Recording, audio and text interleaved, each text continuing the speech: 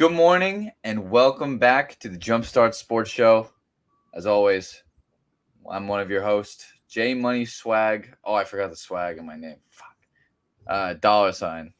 And I'm here with Money Ho, otherwise known as Shoe. Hey How are we guys, doing today? I'm good, Jay. I'm good. It's draft day. Even though I won't be getting drafted, I'm excited for the players. It's a really exciting moment for them. Just how hard they worked in their careers and how well most of them played in the March Madness tournament this year and over the years. It's just really excited to see them chase their dreams and see what they're going to be able to do in the league. It's a pretty big transition going from college to the NBA. Some players struggle early with that transition, but some of the top players will have a pretty flawless transition.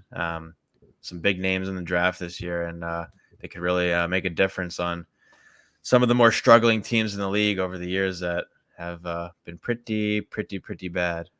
Oh, yeah.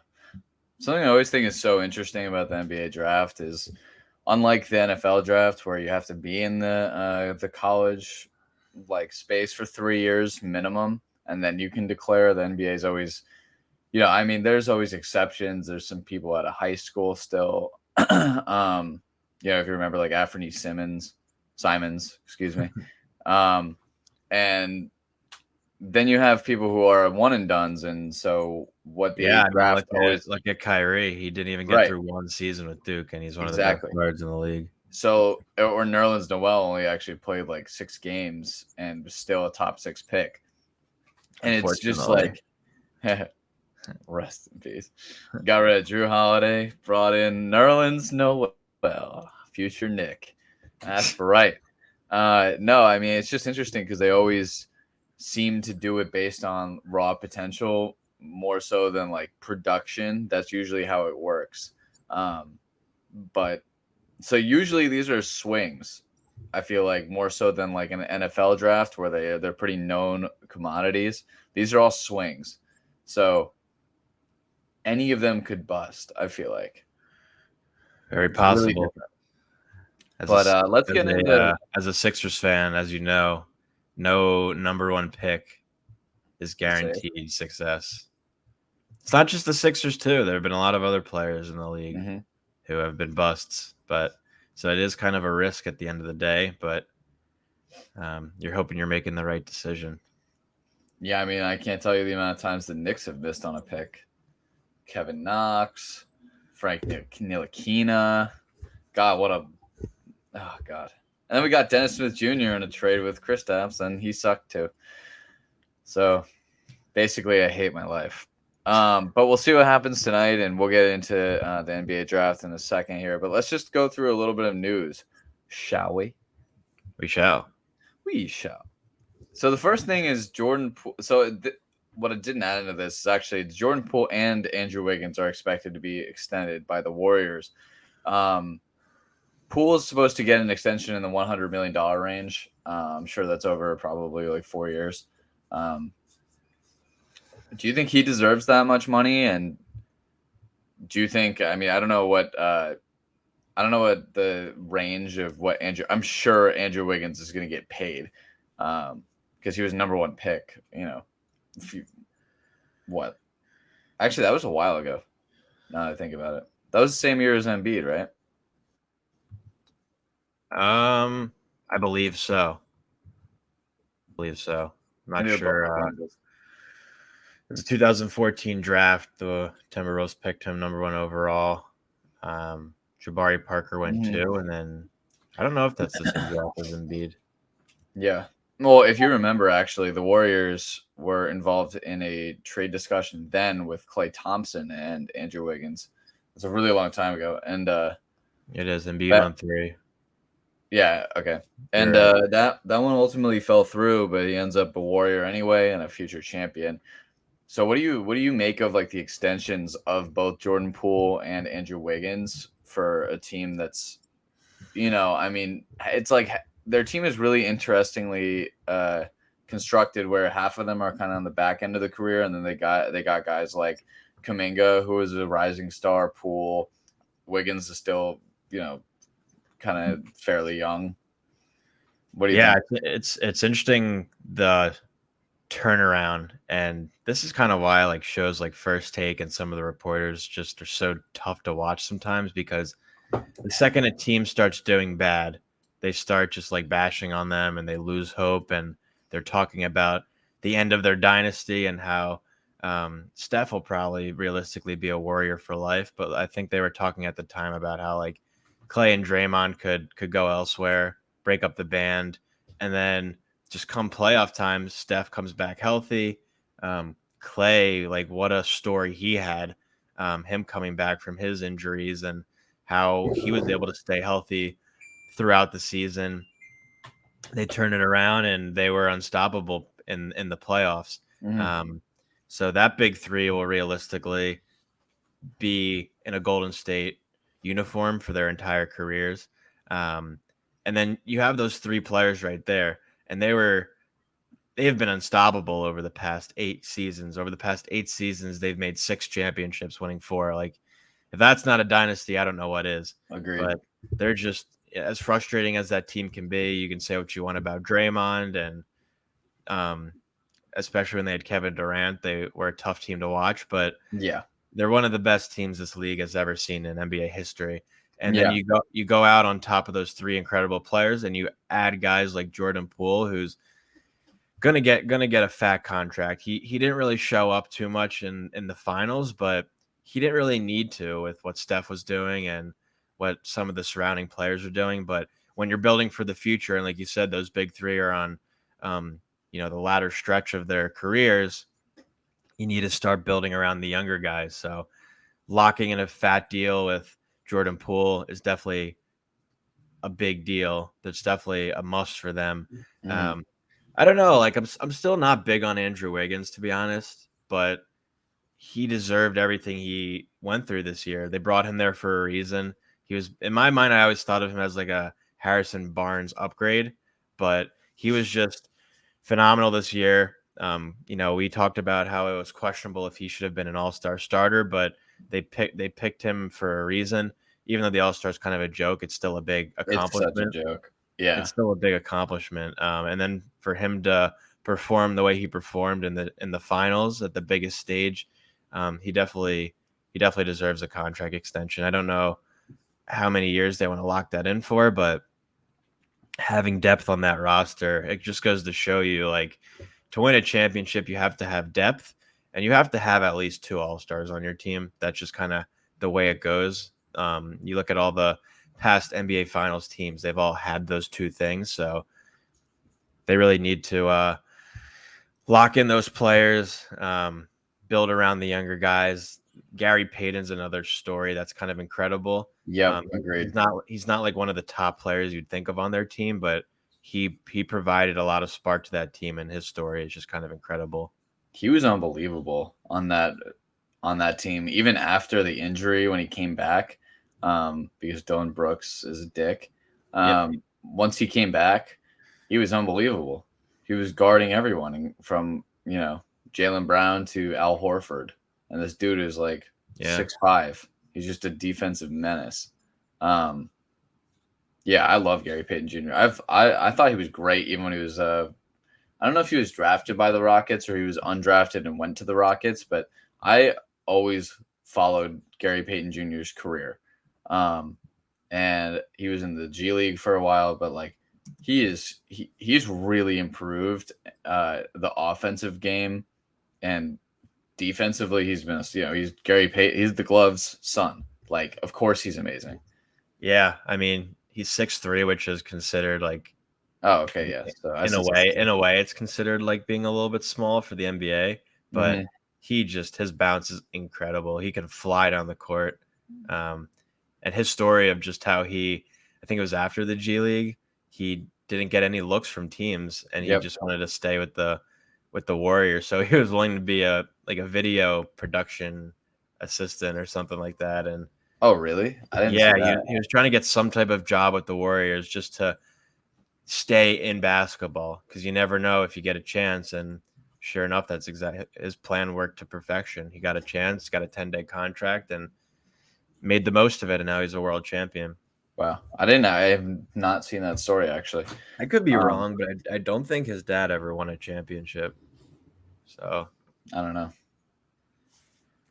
Well, let's use the Google machine and find out. the Gary this thing called Google. Payton. You're not sponsored by them.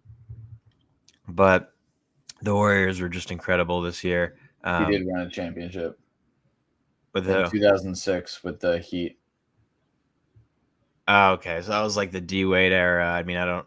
That was probably like the ending of his career. But championship's a championship. I True. guess they got championship blood in that family. Now they do.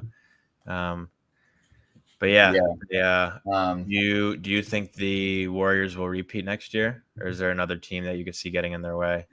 um, I think it'll really depend on what happens during the draft and or offseason because I think a lot is about to go down. We saw Jeremy Grant get traded to the Trailblazers last night. Yeah, it's a Um, big addition for them. yeah, Yeah, for a 2025 pick, which is, I mean, maybe it's something then, but right now it means nothing. It's 3 years out, and for the Trailblazers, they needed piece. It's interesting. It took this long for them to finally decide to build around Dame, but like to really, I mean, they've been in the playoffs for many years, but I feel like the last couple they haven't really tried to build around him as much, and he's on the end, not the end, but the probably the second half of his career as well. So they need to do it now. There's a window closing, and they're rumored to be willing to trade their seventh pick. I've read names like OG Ananobi that they're targeting specifically. I don't think it necessarily makes sense for the Raptors um, because he's so young. So I don't know if that makes any sense. Um, but anyway, so I think it's going to be a wait and see to answer your question. But I do think the Warriors are going to have to be the favorites right now. I mean, Stephen A. yeah, called it in the beginning of this year that the Warriors were going to win it. But yeah, I mean, Clay didn't look like old Clay, to be honest, in the playoffs. yeah. He definitely struggled with shooting, but I think when you're just kind of getting a little bit older and you're coming off big injuries like that, It's it's still hard to be. remarkable that he was able to do what he was doing, guard Jaylen Brown, Yeah, like for the majority of the series, right after coming off of both a torn ACL and Achilles. Like it's really impressive. And I love Clay, so I'm glad that he came back and basketball is better for it. I think they'll be definitely the lead for the championship next year. hmm I don't know who I like honestly with like if you think about it, James Wiseman didn't even play. If if him coming back healthy, that's a like him coming back healthy and developing Kuminga, Moody, right? Is their other guy? If hmm if they all develop a little bit more, Poole takes another step forward. Like that's a really, really sound team. Not even including the fact that they still have the two best shooters of all time, and Draymond, who say what you will, but is the heartbeat of that team. Yeah, he is. He's a dog. Love him or hate him, but he's uh he's the type of player everyone wants on their team. I want you on my team. Sorry, you're gonna have to work for it. God damn it. I hate this life. Um, Anyway, the other news, this is has been kind of a long time coming. I feel like the DeAndre Ayton news coming out of the Phoenix Suns. He is one of probably the most talented centers in the league. Was the number one pick a few years ago, um, and then he got benched in the playoffs. And I think a lot of people were confused. And Monty Williams was just like, it's a what did he say? It's a internal decision or something like that. just don't Um, like. I get he didn't do anything in the playoffs, but like I don't get why they get rid of him. He's one of the big pieces for their success.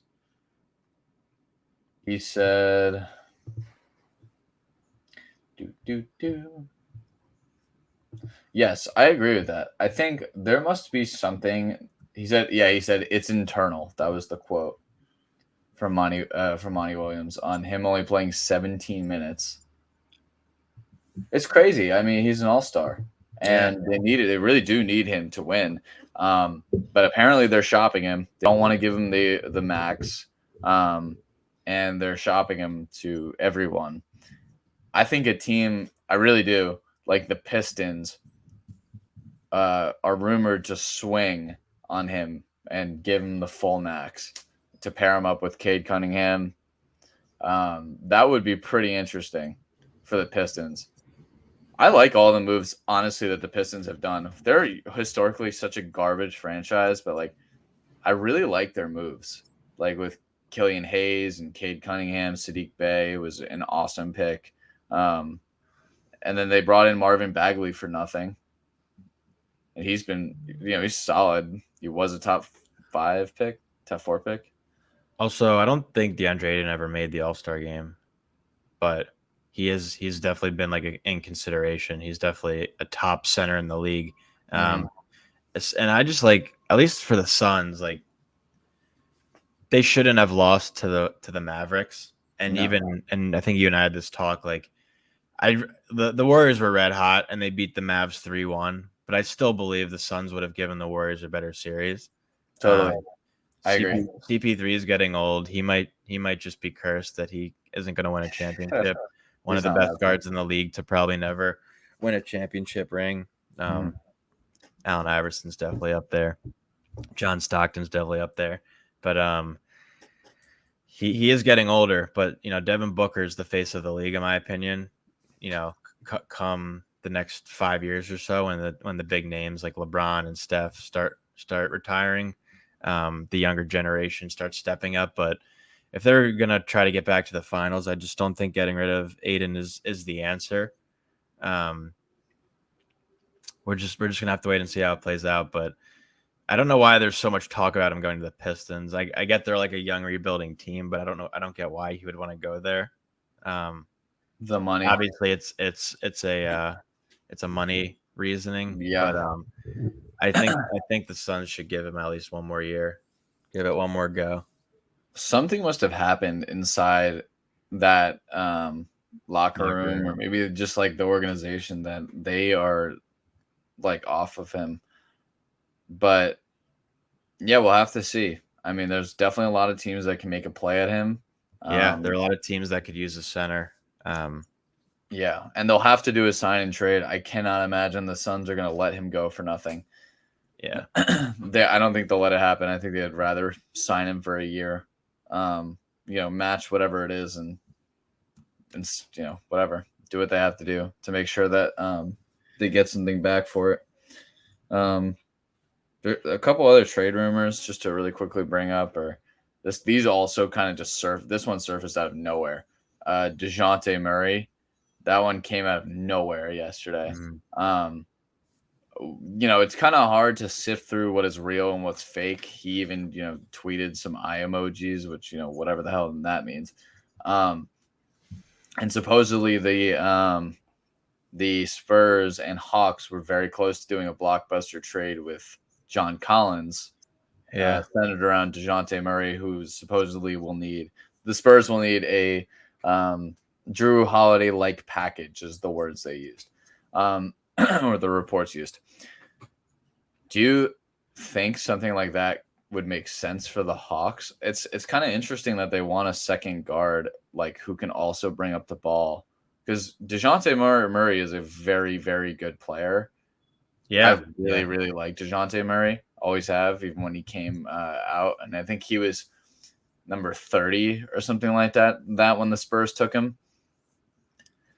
Like, yeah. what kind of team do you think makes sense to like take they would have to really go all in. I'm sure the Knicks will do something stupid. And, probably apparently sign Jalen Brunson or not solve our point guard issues at all. Anyway. Yeah, I mean, DeJounte Murray can hoop. He was arguably the best scorer on the Spurs team this past year, Mm-hmm. Especially a team that's rebuilding. I don't really know why they would get rid of him, but if you're looking to get rid of your best player to rebuild and get a big package out of it, I guess it's worth it. But to go to a team that needs another scorer makes sense. And the Hawks, who got blasted in the first round this year, they do need somebody other than Trae Young to step up. John Collins is a great player, but he's had issues with staying healthy. He's not like an elite. He's not a big scorer on their team. They have like sporadic guys like Bogdanovich, Gallinari, who score the ball, but my boy, shout out DeAndre Hunter. But they need another scorer on that team. So I think if you put a guy like DeJounte Murray on that team, it makes sense to provide some spark, to provide some depth, so you can get that ball out of Trae Young's hands, because he was even shut down this year by the Heat. Like he showed that like he's either pouring on 40 points a game or he's giving you 10, and you can't get 10 points out of your best player come playoff time. So I think if you add a guy like DeJounte Murray, it's going to take some stress off of him. Trae Young definitely needs some help on that down in Atlanta. That's for sure. Agreed. Yeah, I just thought it was interesting, like you said, like a rebuilding team, for them to give up, arguably, I mean, definitely their most valuable asset, their best player, and a guy who almost averaged a triple double. It's like it's kind of crazy that they're even entertaining talks. I guess again, like you said, like if you're given like such an incredible package, like Drew Holiday, when the Sixers traded him away, got a good oh, actually no, sorry. It was when he got traded to the Bucks, that was when he got, like, it was 3 first round picks, right? For him. It was a big If I remember correctly. Who was the one who traded for him? It was the Pelicans traded him to the Bucks. Yeah, he went to was? the Pelicans from Philly. Yeah, I know it was 3 first round picks. I remember that because there was some other guy who got traded that was like was 2 first round picks, and I could not understand how he was worth it. I forget. Anyway, regardless, so John Collins is supposedly absolutely on the move. Also interesting because they just paid him. So yeah, and you want to get into the last piece of news because I know he's your favorite player. He is just not my favorite player, but yeah, obviously the big news trying the league is just Kyrie and what his deal is. I mean, the Nets are just falling apart. That whole thing is just hilarious to me. Just It's how awesome. they were going from being a championship contending team, being the favorites last year, to just losing Harden, now probably losing Kyrie. His whole nonsense of, not getting vaccinated, to finally being able to play in Brooklyn in the playoffs, and they get swept by the Celtics. They didn't put up any type of fight. They just go out and they get all these players from the Sixers trade. They get Curry, who's probably going to be packaged into that trade deal with Kyrie. Ben Simmons, who's probably going to stay there, but I've even seen some rumors about like him going elsewhere, and that would just be funny for that whole trade, because obviously you and I talked about it, how the Nets fleeced us on that trade, Totally. but it might not even end up working out for them in the ending. Losing Harden, losing Kyrie potentially. Yeah. Kevin Durant's probably not going to want to stay there if that team falls apart. So it's just going to be interesting to see where Kyrie ends up, because it's just a shame when you look at a player who has so much talent and can make you a championship contending team, but when he provides so many problems, you just don't want that in your locker room. But I think his best option, honestly, is seeing him team back up with LeBron. I don't even know if LeBron wants to play with him, but having him go to LA to replace Russ would make sense. I think Russ's years are kind of behind him, so it'd probably be some type of 3-team trade that would happen. It would I think it would have to be.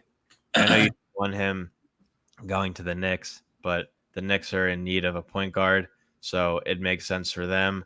The Lakers need a point guard, makes sense for them. So they talked about the Clippers, which honestly that would low key be filthy if they had Kyrie, Paul George, and Kawhi on that team, that's Yeah. a championship contending team right there.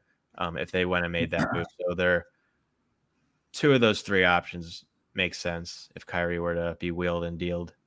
I truthfully believe that Kyrie is just using it as a leverage play to get an extension since Brooklyn doesn't want to give him a big money extension considering he doesn't play because he's apparently a martyr for getting Yeah. unvaccinated. What a dickhead.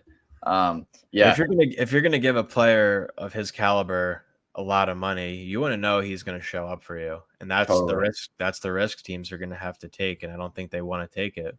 But Speaking of, this is a quick side note. I just saw this. John Wall, after opting into his 40 whatever $2 million contract, if he doesn't play this year either, he will have played like 40 games in the past 4 years, making around $130 million. That's hilarious. He has fleeced the NBA. yeah, Anyway, so Kyrie, I think, is the most frustrating player because everything he says makes you want to hit him, but the way that he plays is like he's easily a top 10 player in the NBA. Anytime he steps on the court, maybe top 5 point guard. Easy. I think we need to get Kyrie on this show so you can tell him how you really feel. I hate him. I honestly hate him. Like I will root for him if he ends up becoming a Knick somehow, but I hate him. You have to. It's like He's so electric. I strongly dislike Draymond, but if he became a Sixer, I'd root for him. Right. And the thing is, like, Kyrie's so goddamn electric. Like, you don't see a guy who has handles like that. He almost shot 50, 40, 90 this year in the games he did play. Like, Yeah. that's his talent. He is Mhm. that good. He's just such a dick. And he does not, he doesn't deserve the long term guarantee because you can't trust him. He's just a detriment to your team and your locker room.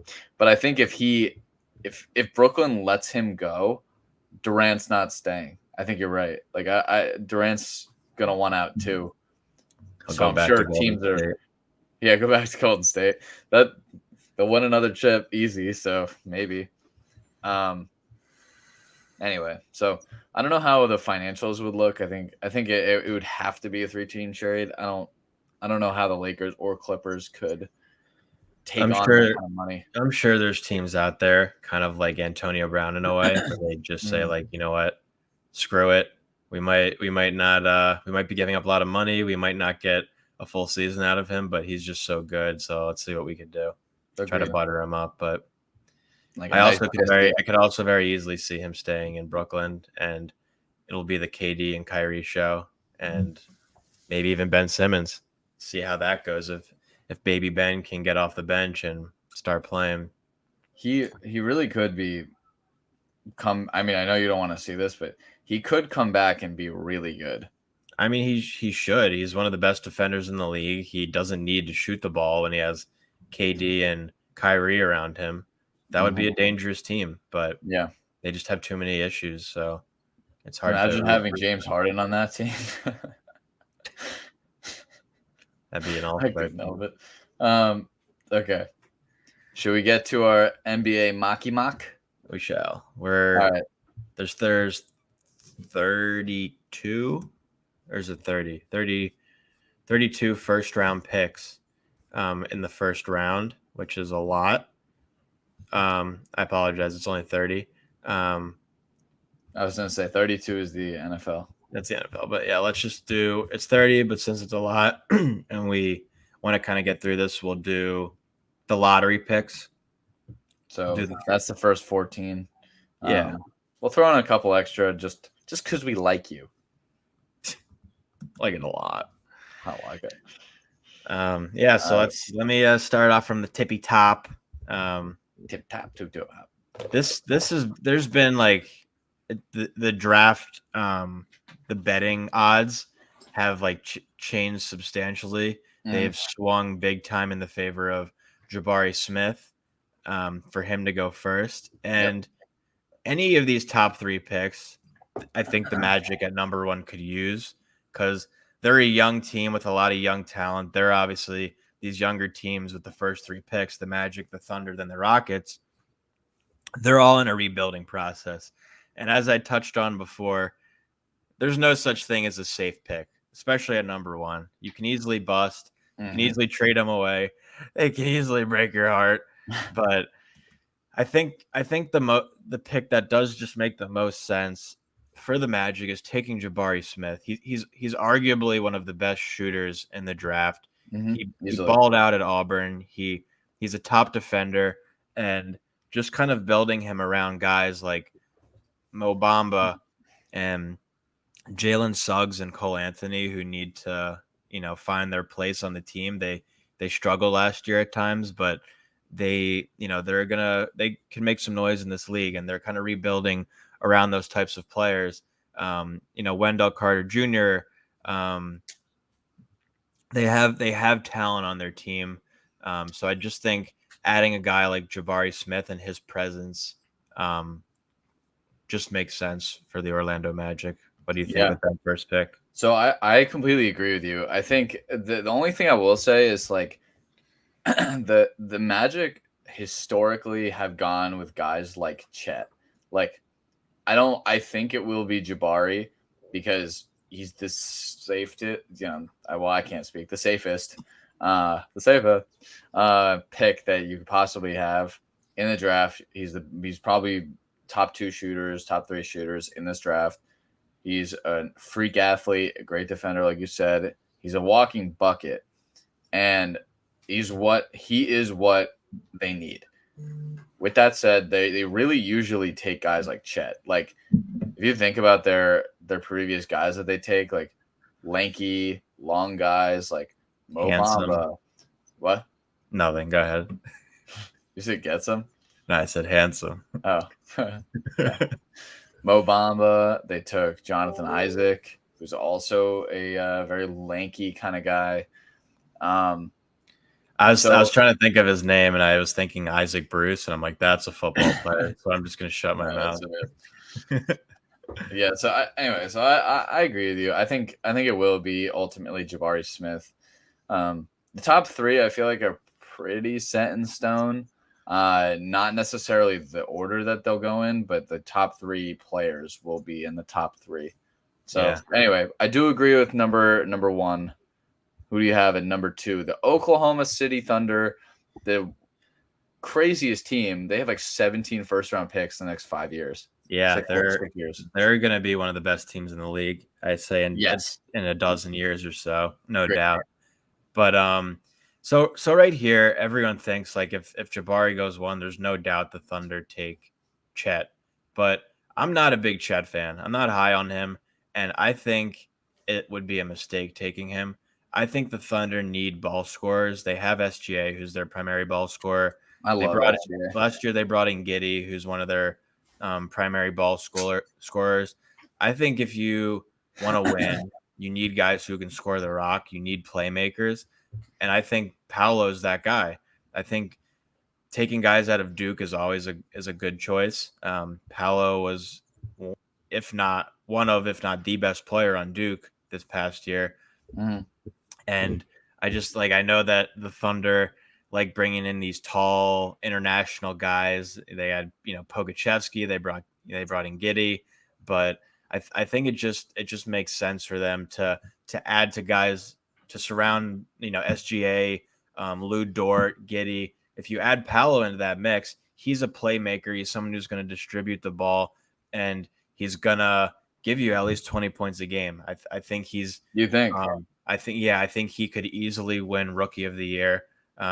I just think he's a playmaker, and the Thunder would be foolish to pass on him. Like I'm not trying to shit on Chet because he's a great player.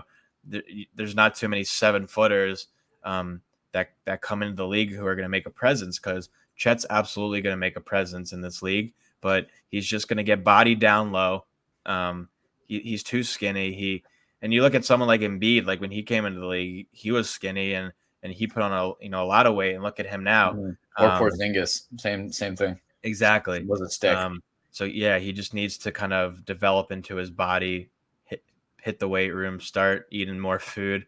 But I don't know. I've just never been big on Gonzaga guys, to be honest. Like, you look at some of the guys like Roy Hachimura, Domantas Sabonis, like they've developed well in this league as some of the top players for their teams.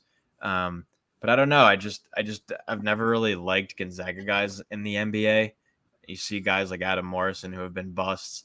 And I think Chet's going to go down one of two paths. He's going to go down the path of um, being an elite player in this league and having like people are like comparing him to Kevin Durant, which I think is silly, but like he could go down that path of being an elite scorer in this league, or he could go down the path of someone like, I don't know, being like Boban Marjanovic, who's just a tall 7-footer who Mhm. is a good defender, but isn't really going to do much for you. So I could be completely missing with this, but and most likely to be realistic, the Thunder are going to take Chet, but I just think if I'm the Thunder, I'm taking Paolo. Okay. I mean, yeah, I think that the Thunder will take. I totally understand your reasoning. I think Paolo is an awesome talent. He's also a tank. Like he's like 250, Yeah, the and big he boy. bodied people in the. Well, I can't speak again. It's tough in the morning, man. The March Madness, he bodied people.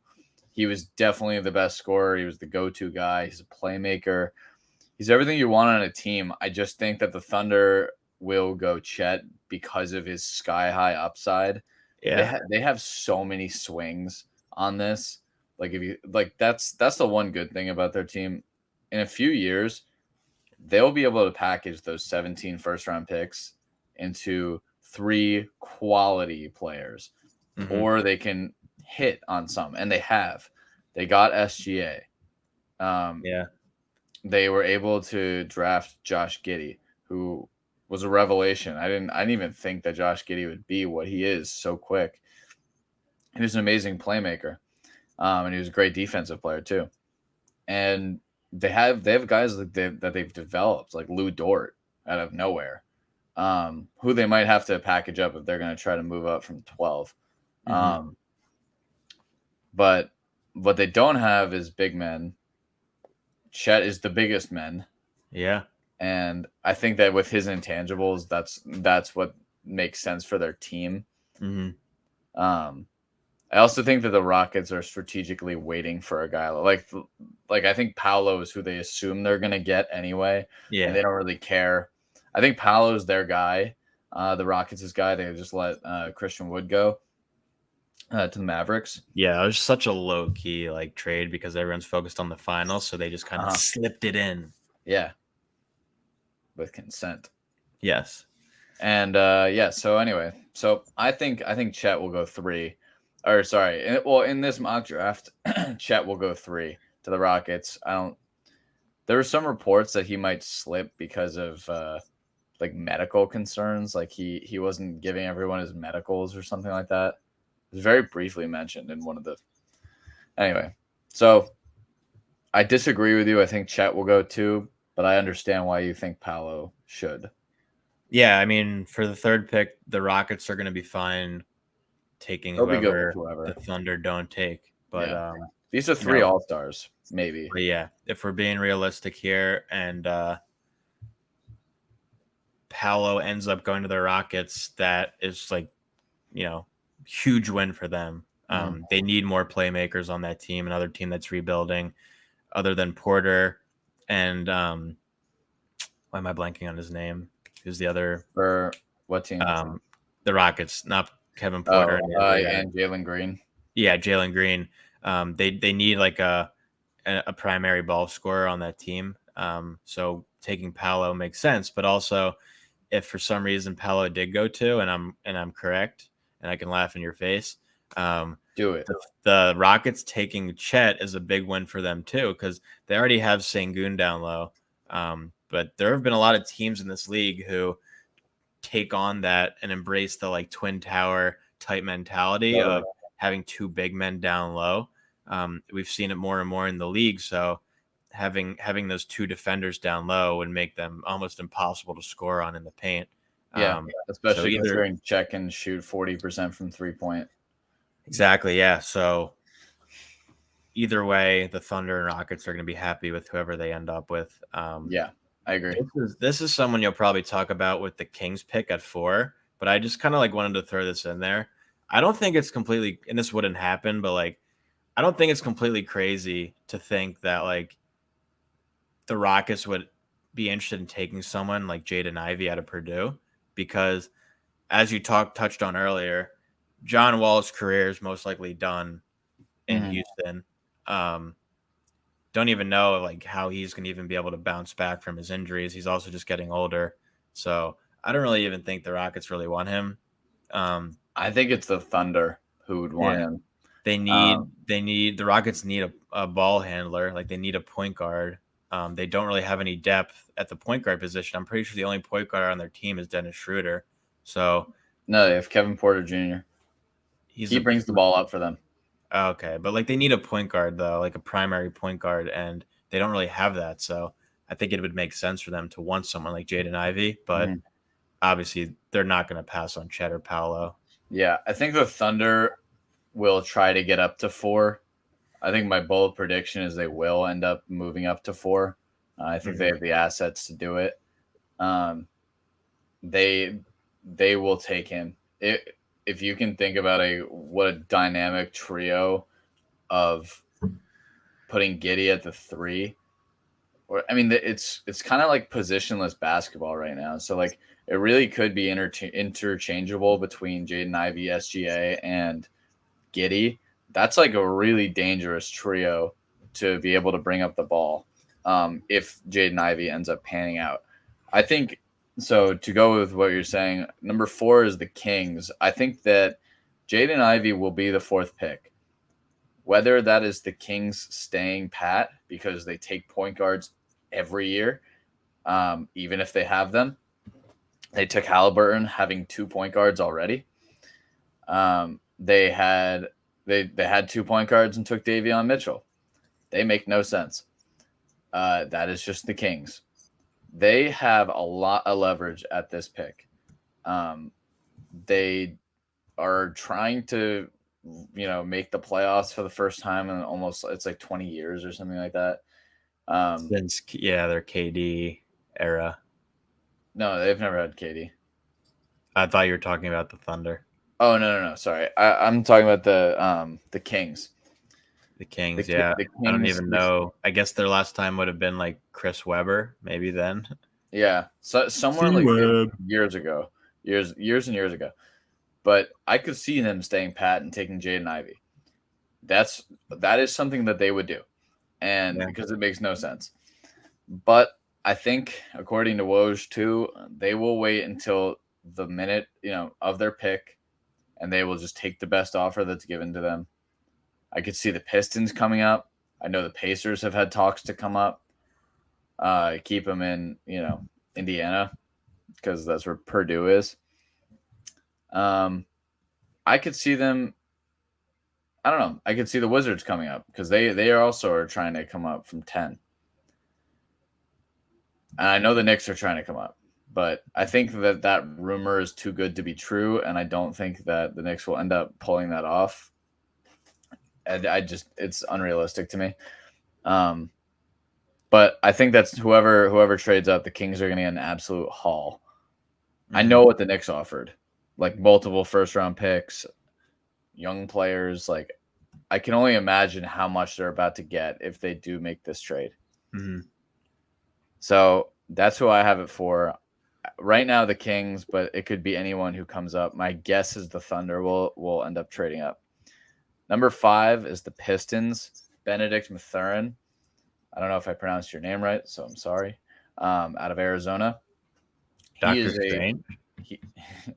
You know that movie's on Disney Plus now Is it? already? I still haven't seen it, so Oh that's yeah, huge. yeah, it's on Disney Plus right now. Um, Benedict Mathurin is a scorer. He is that dude. He has risen up these draft boards like crazy because he is just such a dynamic weapon. At the 2/3, I think he's about 6'6". For the Pistons, they need a wing scorer. I mean, they have Sadiq Bey, who is very, very good. Killian Hayes, I think, is like fine. I mean, if they're looking for a lead guard alongside Cade Cunningham, I think that they're not sold on Killian Hayes, who they also picked in the lottery. Um, but this Pistons team, man, like I said, they're kind of interesting the way they're building this. I like it. I like the way they're building this thing, I and like I it a think, lot. oh, I like it. You're hot, and I think that if they can figure out the center position, which is ironic because that was the only position for years that they had figured out with Andre Drummond. Um, I think that they could be on the come up finally. I think Cade Cunningham is such a stud. Um, and Yeah. Mathurin would give him an awesome go-to scorer right alongside Cade Cunningham. Um, do you have any thoughts on Benedict Mathurin, or do you want me to keep moving on? Because number 6 was actually I'll let you go. Number 6 is your pick because I very much disagree with this. But go ahead on your sixth pick with the Pacers. I said Dyson Daniels, slice him and dice him, those dicey sanitizers. But you said you think it's a little redundant the trade that they made for Halliburton. Mm-hmm. Because where did he get traded from again? Was it the Pacers? Isn't No, he the on the Kings. Pacers? Halliburton's on the Kings now.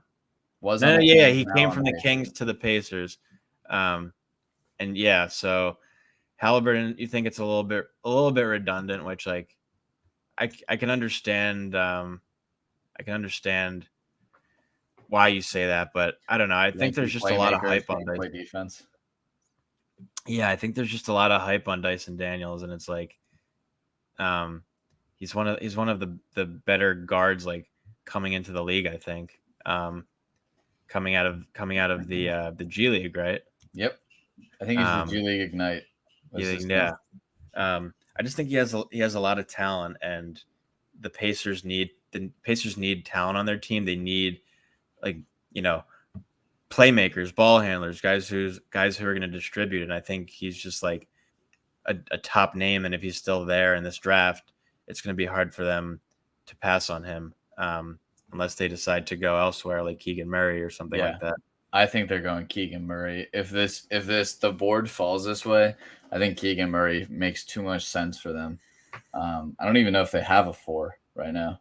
I can't think of it, but they have. Who did they take last year? Duarte. They have Mm-hmm. Duarte.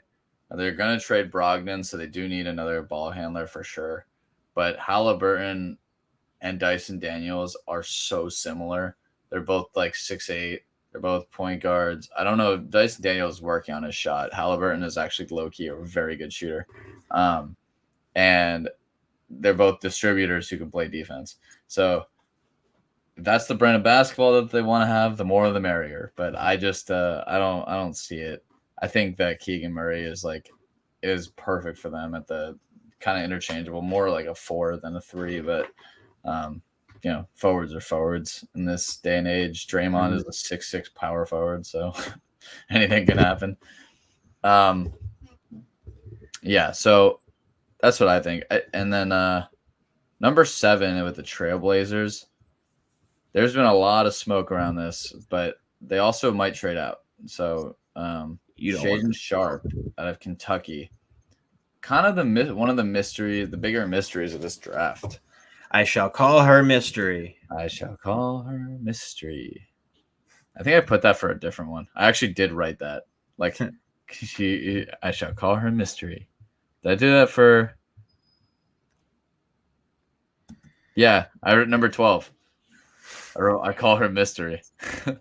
Anyway, he's one of the most polarizing prospects easily. It's kind of hard to get a read on him. He didn't play in Kentucky because he declared it was like January or something like that is when he declared. So he was late declare. He only played in practice, but I was listening to Jay Billis talk about it, and he was just like he was the most dynamic player at that practice every time, and he's an amazing shooter. He has a bounce for days. Yeah, That guy that hits. it just kind of Cool. seemed like the Trailblazers are in trouble with Dame getting hurt, losing losing McCollum. Yeah, that was tough. But Dame wants to stay a Trailblazer, it sounds like. So if they're gonna get him help, they need to find someone to replace that McCollum factor. and not that Sharp's going to do that, but he'll definitely, learn a lot from Dame time and play well around him. So, and then bringing in Jeremy Grant was a big acquisition for them. So, They also had so much success with Anthony Simons. I wonder if that's why this would lead them kind of down the same path of a guy who last played in high school. Yeah. Yeah.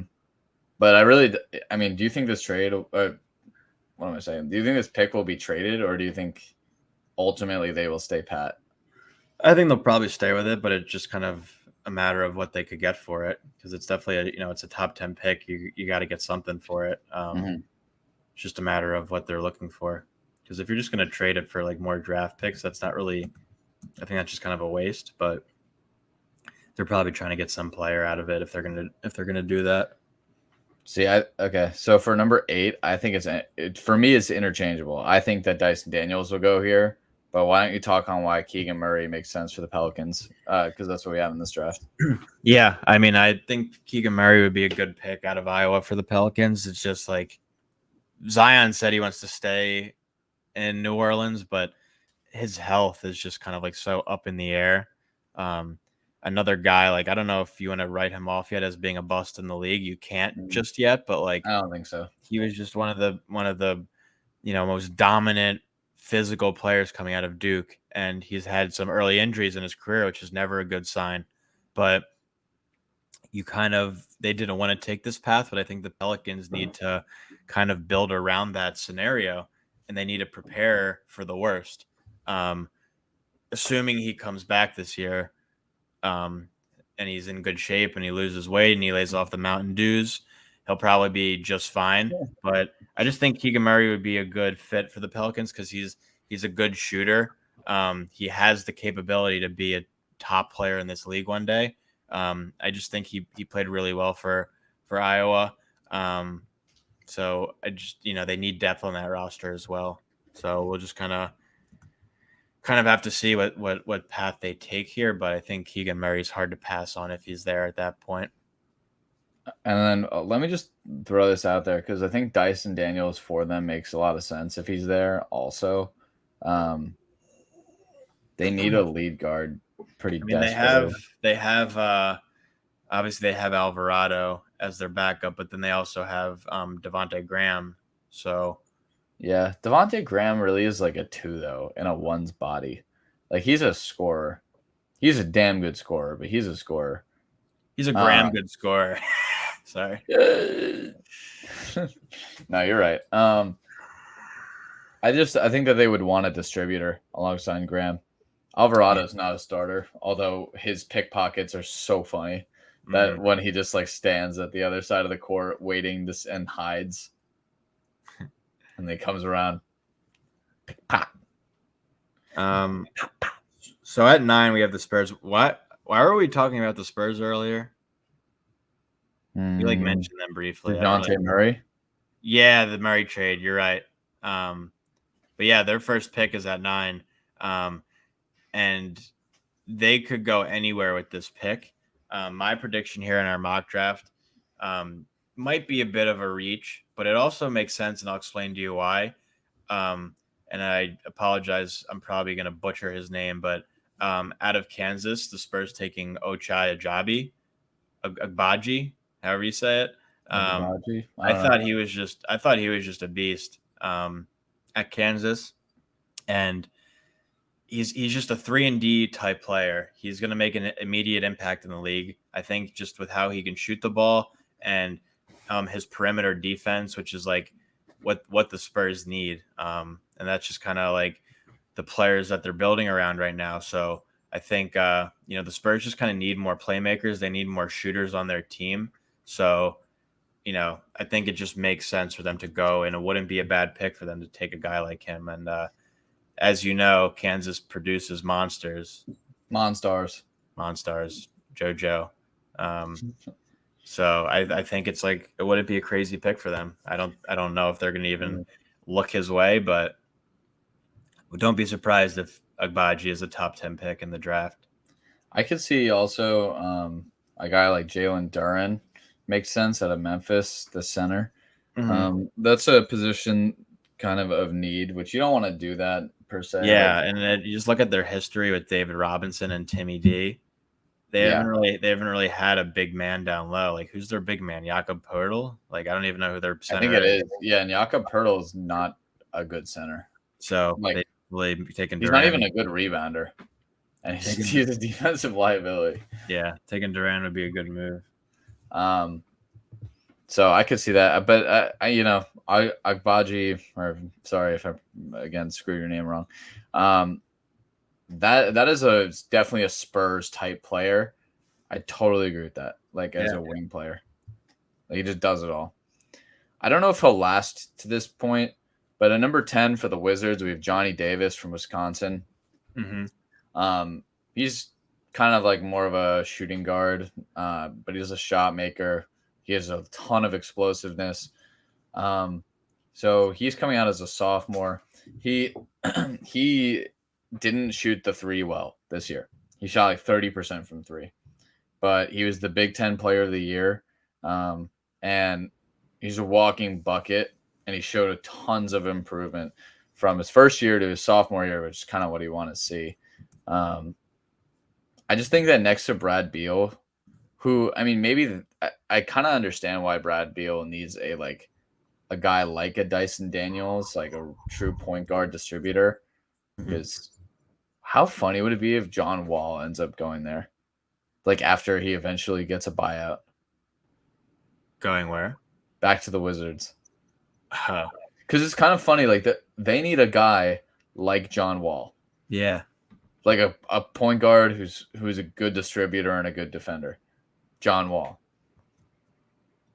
Kind of funny. Anyway, I think but that didn't work because Brad Beal wanted the team to himself, and they wanted to give him the keys. And there's so many teams like the Sixers, the Heat that would want Bradley Beal. So Yeah, I don't know. I don't know if he's going to even stay in Washington. I don't know. Oh yeah, well his decision is made apparently.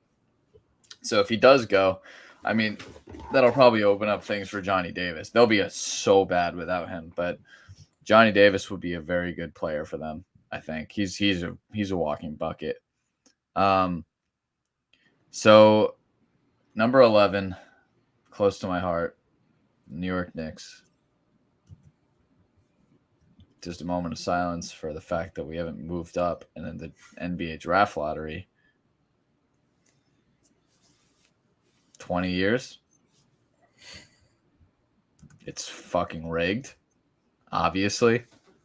Everyone wants to see New York burn. I do. Anyway, I think the Knicks, and if this really, just the way that our mock draft played out, I think that this is something that they would do. I would be really upset. I would not love this pick at all. AJ Griffin from Duke. I will not be in love with this pick. He's a wing. He's a decent shooter. He shot over 40% from three, but I've listened to some scouts who think that like his shot might not be translatable.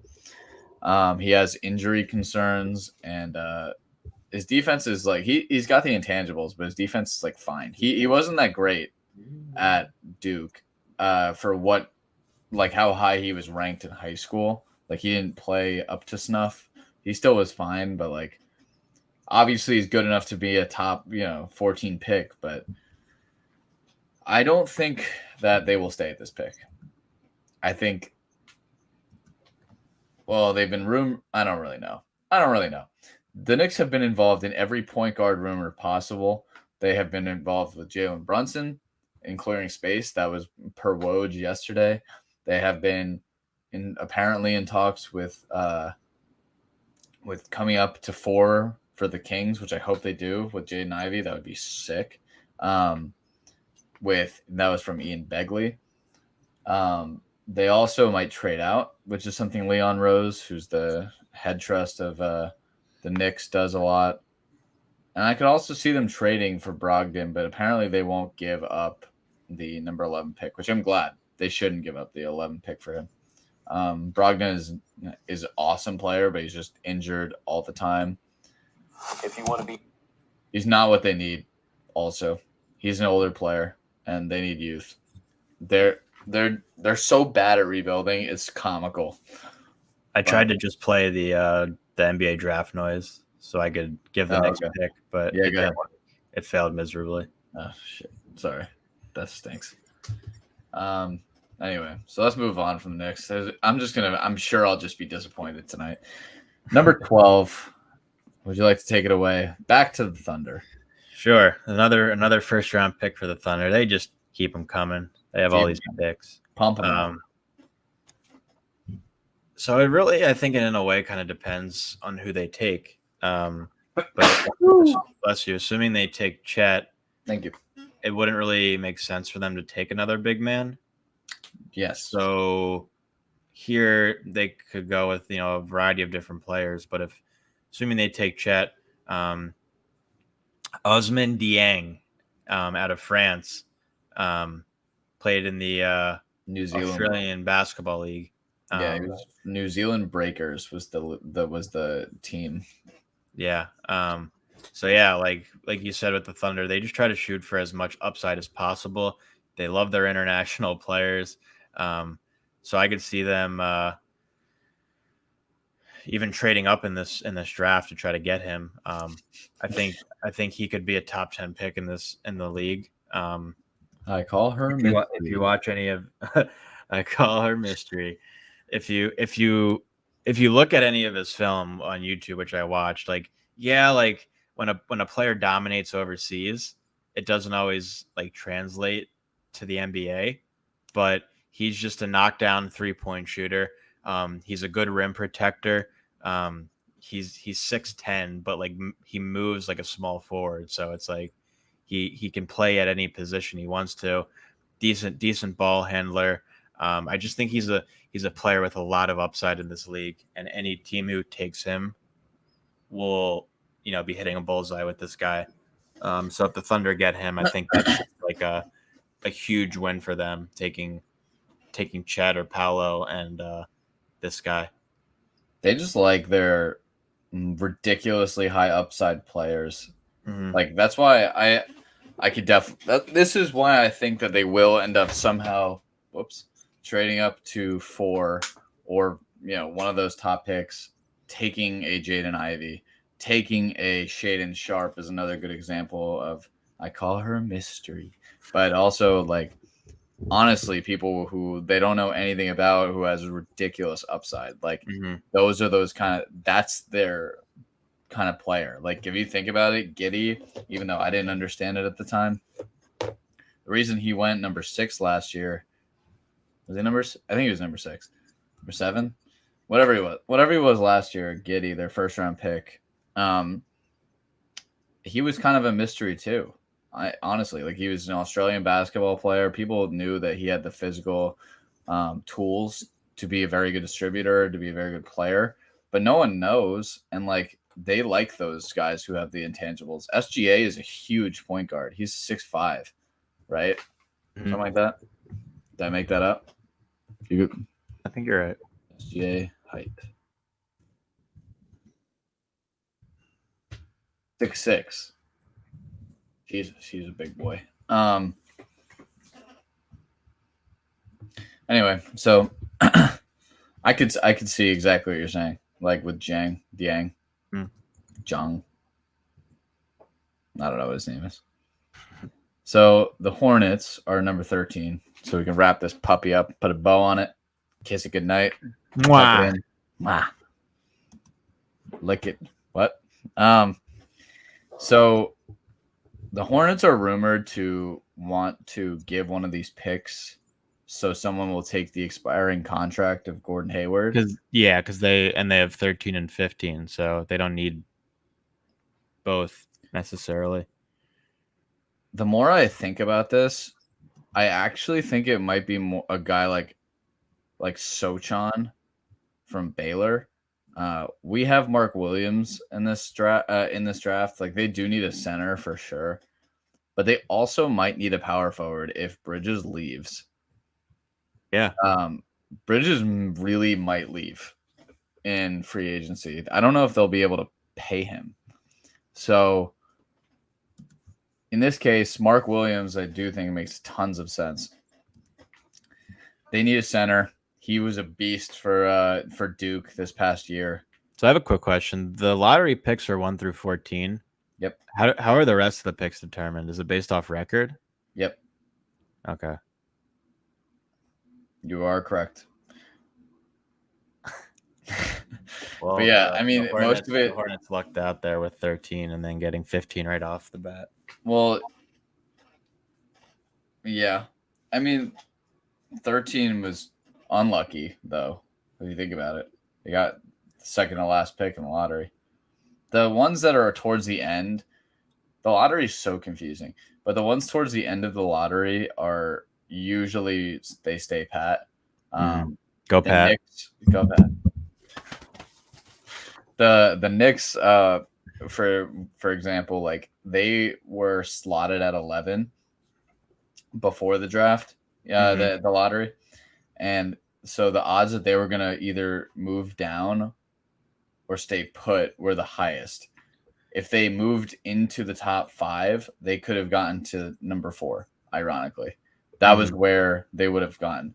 So when they were going through the different teams and whatever, I was like, I watched the lottery, and I saw the Knicks somehow managed to not fall down a slot. I was like, that's sick. Now, hopefully, they don't freaking call us because then we'll be number 4. But nothing good can happen as a Knicks fan. So fuck my life. Anyway, all right, why don't you bring us home?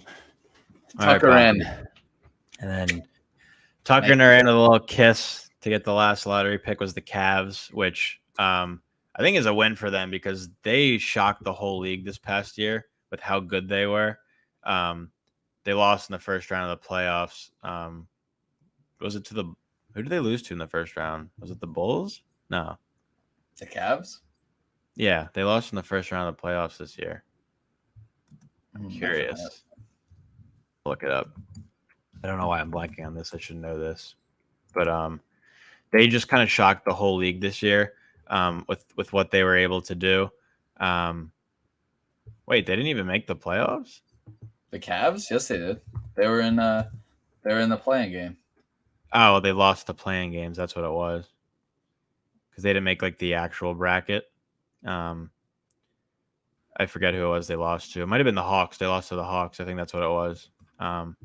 But they just kind of shocked the league this year. They were like, in like the top 5 throughout most of the season with what they were able to do with their all-star and Jared Allen and K Love still kicking. Losing Colin Sexton was big for them, but him coming back and having Darius Garland, they're a team to watch out for. You can't sleep on the Cavs. Maybe LeBron will go home for a third time,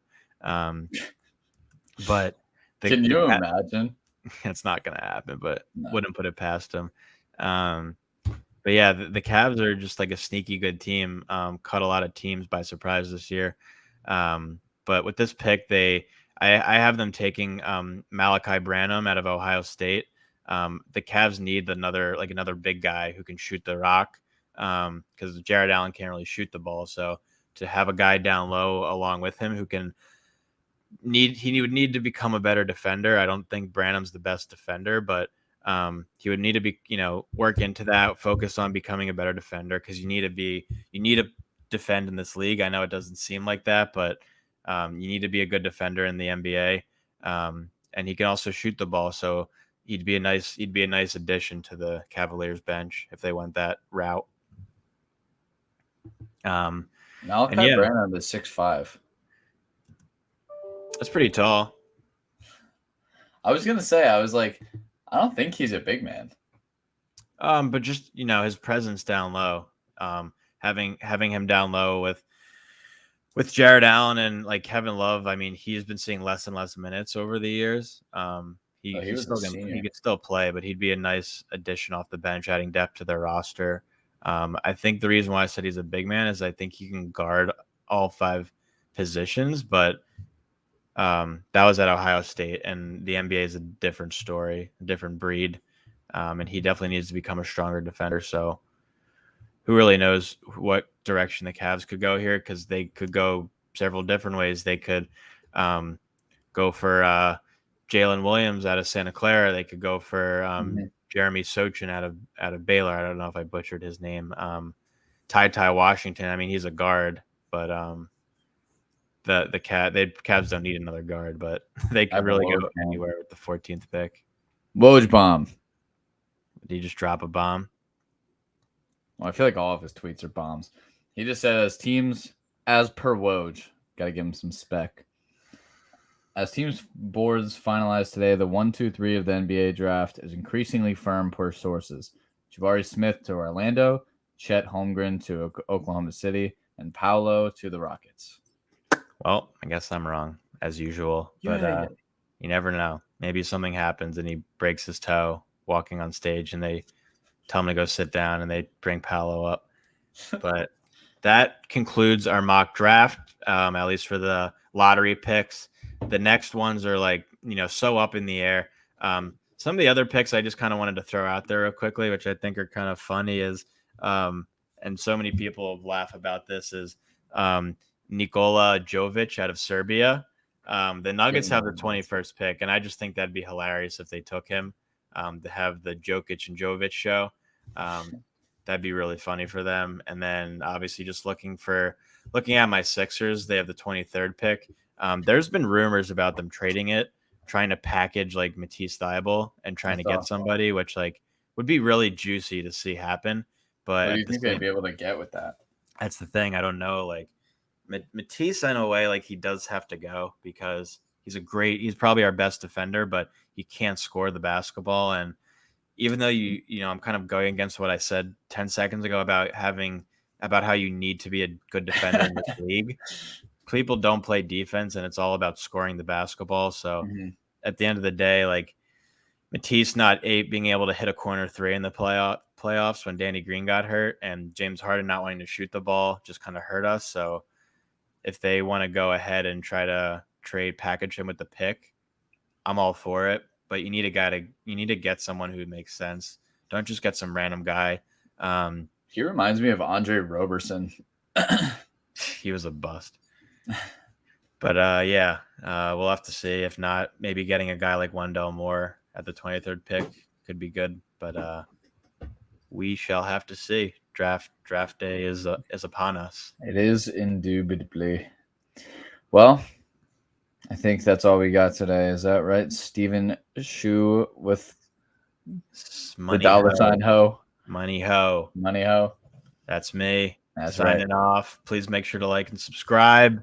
Thanks for tuning in, and we'll wait. Let's plug ourselves, because I feel like that's a good thing. Follow us on Instagram, JumpStart Sports Podcast. We post there semi-regularly. We're just keeping you updated with all the news. That's pretty much it. That's all I got. JumpStart